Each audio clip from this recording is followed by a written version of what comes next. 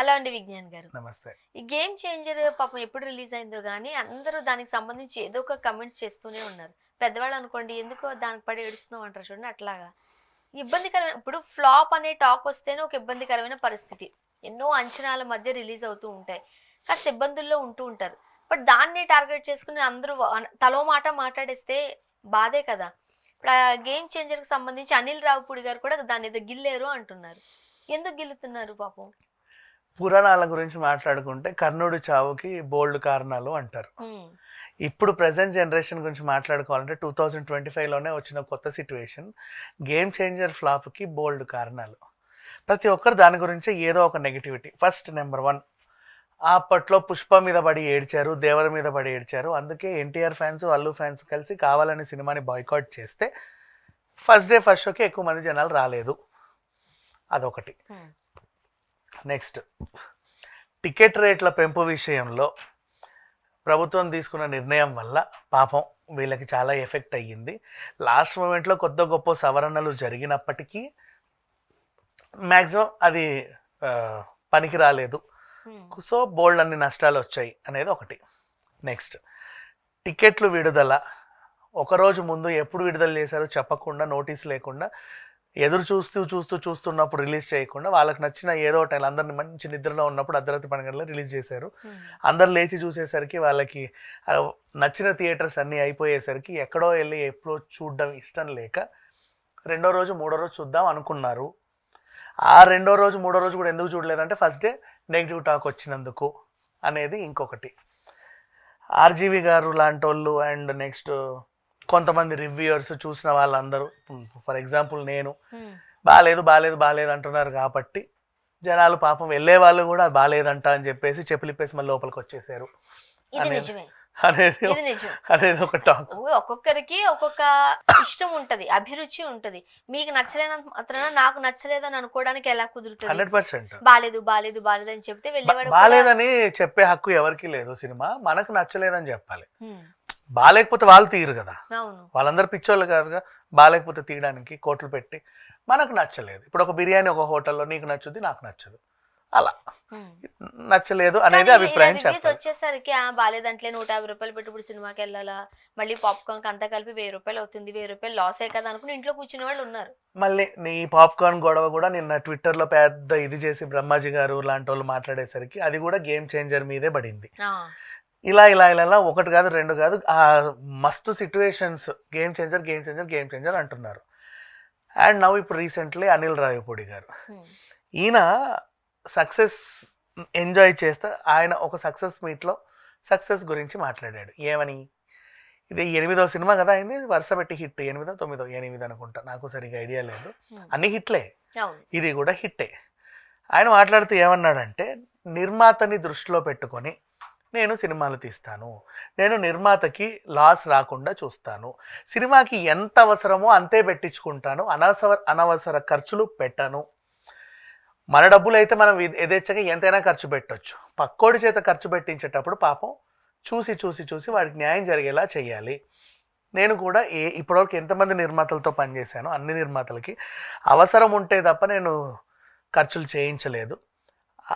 అనవసర హంగు ఆర్భాటాలకు నేను ఎప్పుడు వెళ్ళను కూడా, నాకు అనవసరం. సాధారణంగా మీరు ఇప్పుడు ఈ మాట మాట్లాడుతున్నారు కానీ ఇంతకు ముందు కాస్త సీనియర్ జర్నలిస్టులతో మాట్లాడినప్పుడు, పాత సినిమాల గురించి డిస్కస్ చేసేటప్పుడు ఆర్టిస్టుల నోట్లో నుంచి కూడా నేను ఈ మాట విన్నాను.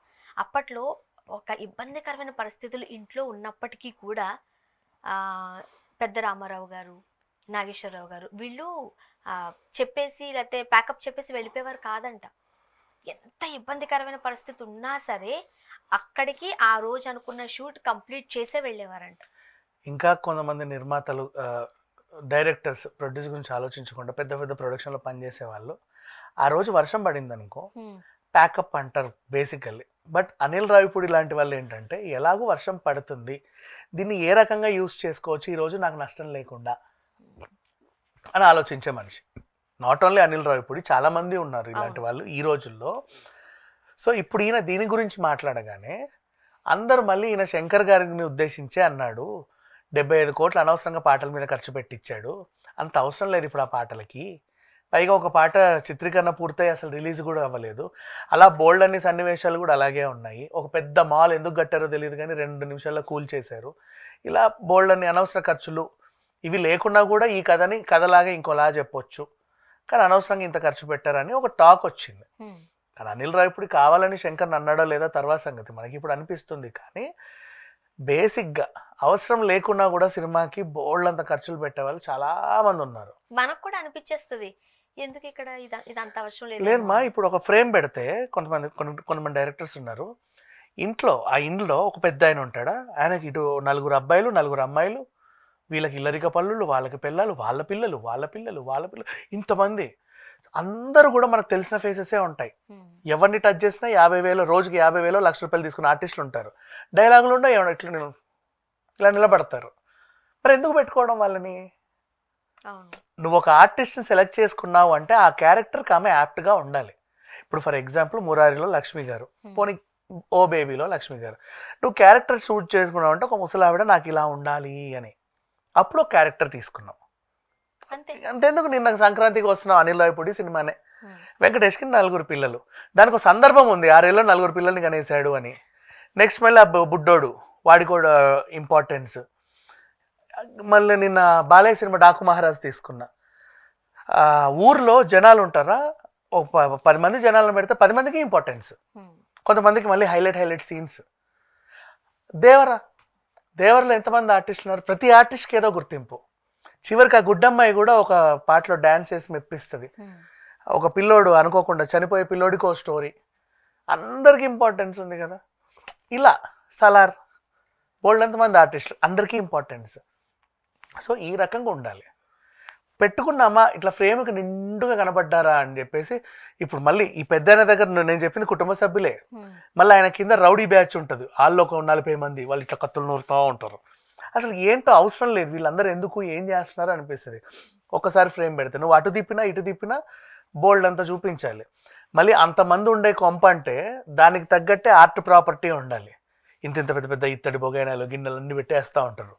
మళ్ళీ వాడు క్రూరుడు విలన్ అనుకో, ఎద్దు కొమ్ములు పులి చర్మాలు అవి పెడతారు. వాడు హీరో అనుకో, పద్ధతిగా మంచి ఫ్లవర్ వాజులు షోకేజ్లు అవి పెడతారు. రిచ్నెస్ లో కూడా మళ్ళీ 2 రకాలు, విలన్కి ఒక టైప్ ఆఫ్ రిచ్నెస్, హీరోకి ఒక టైప్ ఆఫ్ రిచ్నెస్, ఇలా. సో ఇప్పుడు ఇది అనవసరము అని. గ్రాండ్నెస్ మన ఇష్టం అమ్మా. ఇప్పుడు 2 లక్షల్లోనూ పెళ్లి చేయొచ్చు, 2 కోట్లలో పెళ్లి చేయొచ్చు, 200 కోట్లు పెట్టి కూడా పెళ్లి చేయొచ్చు. ఎంత పెడితే అంత గ్రాండ్గా ఉంటుంది. కానీ అవసరం ఎంతవరకు అవసరం అనేది కూడా చూడాలి. ఇది అనిల్ రావిపూడి చెప్పిన మాట. కానీ గేమ్ చేంజర్ని ఉద్దేశించి అని అందరు అంటున్నారు, కానీ కాదు, టైంకి సందర్భం అదేదో దొరికింది కాబట్టి దాని మీద పడేడుస్తున్నారు. నేను అన్నట్టు నిజంగానే ఇప్పుడు కొత్త సంవత్సరంలో మొదట రిలీజ్ అయిన పెద్ద సినిమా గేమ్ చేంజర్, దానికి ఇలా డిఫరెంట్ గా మాట్లాడేసరికి అందరూ పాపం గేమ్ చేంజర్ని ఉద్దేశించి మాట్లాడారని అనుకుంటున్నారు. ఇంకో ఎగ్జాంపుల్ కూడా చెప్తా.